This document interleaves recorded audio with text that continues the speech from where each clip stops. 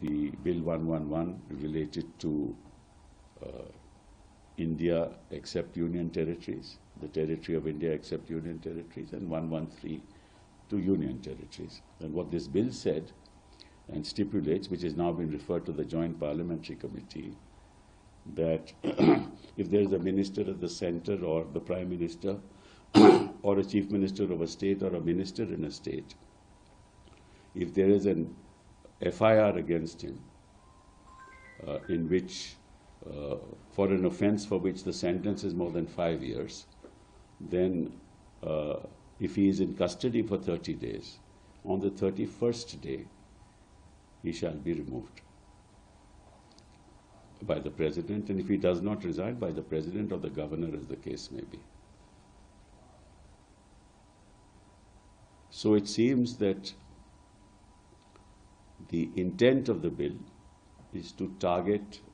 opposition chief ministers, opposition ministers, because the Home Minister himself knows that he has been very kind towards his own ministers, and he's been very kind towards the ministers in which the BJP is ruling in the various states that they are ruling, because he has a gentle eye towards them, a sense of generosity that they can do no wrong, while every chief minister of every opposition state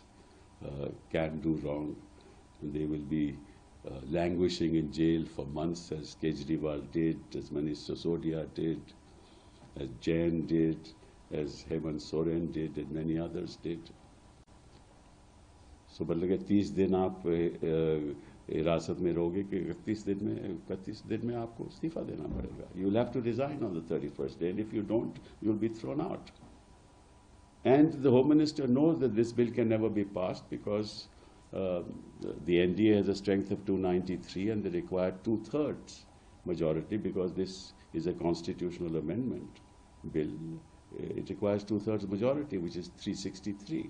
So they know that they can't pass this bill. But they are destroying the very fundamental premises of our Constitution.